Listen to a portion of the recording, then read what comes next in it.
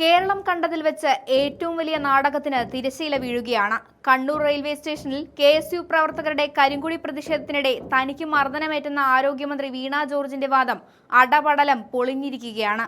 മന്ത്രിയുടെ മെഡിക്കൽ പരിശോധനാ റിപ്പോർട്ട് പുറത്തു വന്നതോടെ സംഭവത്തിലെ ദുരൂഹതകൾ വർദ്ധിച്ചു.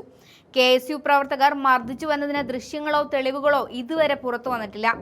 ആയുധം ഉപയോഗിച്ച് ആക്രമിച്ചെന്ന മന്ത്രിയുടെ പരാതിയെ അപ്പാടെ തള്ളുന്നതാണ് കണ്ണൂർ ജില്ലാ ആശുപത്രിയിൽ നിന്നുള്ള മെഡിക്കൽ റിപ്പോർട്ട്.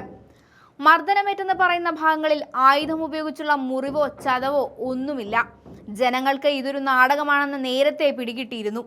ഇപ്പോൾ അതിന് തെളിവും പുറത്തു വന്നു. കഴിഞ്ഞ മാസം 25-നാണ് വിവാദമായ സംഭവം ഉണ്ടായത്. KSU പ്രതിഷേധത്തിനിടെ കഴുത്തിന് പരിക്കേറ്റെന്നാരോപിച്ച് മന്ത്രി ജില്ലാ ആശുപത്രിയിൽ അഡ്മിറ്റ് ആയിരുന്നു. വലിയ ആരോഗ്യ പ്രശ്നങ്ങൾ ഉണ്ടെന്ന് കാണിക്കാനുള്ള ആരോഗ്യമന്ത്രിയുടെയും CPM-ന്റെയും ശ്രമം കേരളം കണ്ടതാണ്. ഇത്ര നല്ല നടി വേറെയില്ലെന്ന് പലരും പരിഹസിച്ചിട്ടും നെക്കോളറിട്ട് അഭിമുഖങ്ങളിലും പൊതുപരിപാടികളിലും മന്ത്രി കള്ളപ്രചരണം തുടർന്നു. ആക്രമിച്ചെന്ന പരാമർശം മെഡിക്കൽ റിപ്പോർട്ടിൽ ഇല്ലെന്ന് പുറത്തു വന്നിരിക്കുകയാണ്. കഴുത്തിന്റെ പല ഭാഗങ്ങളിലും തൊടുമ്പോൾ വേദനയുണ്ടെന്ന് മന്ത്രി പറഞ്ഞിരുന്നു. എന്നാൽ ശാരീരികമായ ആക്രമണത്തിന്റെ അടയാളങ്ങളൊന്നും ഡോക്ടർമാർക്ക് കണ്ടെത്താനായിട്ടില്ല. എന്തിനാണ് ജനങ്ങളെ പറ്റിക്കാൻ ഇങ്ങനെ നാടകം കളിക്കുന്നതെന്ന് കേരളം ചോദിച്ചു പോവുകയാണ്. മന്ത്രിയുടെ പരാതിയിലെ വാദങ്ങളും വസ്തുതകളും തമ്മിലുള്ള ഈ വൻ വൈരുദ്ധ്യം വലിയ രാഷ്ട്രീയ വിവാദത്തിന് തിരികൊളുത്തിയിരിക്കുന്നു. KSU നേതാക്കൾ ആരോഗ്യമന്ത്രിയെ കൊല്ലാൻ ശ്രമിച്ചു എന്നുവരെ പറഞ്ഞുണ്ടാക്കി. CPM സംസ്ഥാന സെക്രട്ടറി MV ഗോവിന്ദനായിരുന്നു ആ ആരോപണം ഉയർത്തിയത്. പ്രതിഷേധക്കാരെ കുടുക്കാൻ മന്ത്രി വ്യാജ പരാതി നൽകിയതാണോ എന്ന ചോദ്യം പ്രതിപക്ഷം ശക്തമാക്കിയിരുന്നു.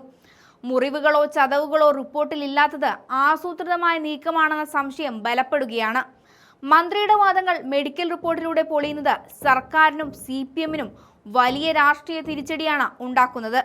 പ്രതിഷേധക്കാരെ വധശ്രമം ഉൾപ്പെടെയുള്ള കടുത്ത വകുപ്പുകൾ ചുമത്തി ജയിലിലടയ്ക്കാൻ മന്ത്രി പരിക്കുണ്ടാക്കിയെന്ന് വരുത്തി തീർക്കാൻ ശ്രമിച്ചതാണോ എന്ന സംശയമാണ് രാഷ്ട്രീയ നിരീക്ഷകർ ഉയർത്തുന്നത്. കേസിൽ ഇതുവരെ വീണ ജോർജ് പോലീസിന് മൊഴി നൽകിയിട്ടില്ല. നേരത്തെ തന്നെ മന്ത്രിയെ എയിംസിലെ വിദഗ്ധർ വന്ന് പരിശോധിക്കണമെന്ന് K മുരളീധരൻ ആവശ്യപ്പെട്ടിരുന്നു.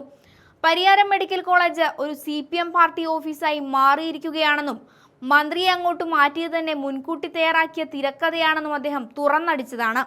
മന്ത്രിയുടെ പരിക്കുകൾ കേവലം നാടകമാണെന്ന വാദത്തിൽ ഉറച്ചു നിൽക്കുകയാണ് കോൺഗ്രസും യുവജന സംഘടനകളും. മന്ത്രി വീണ ജോർജിന്റെ പൊറാട്ട് നാടകം പൊട്ടിപ്പാളീസായി കഴിഞ്ഞു.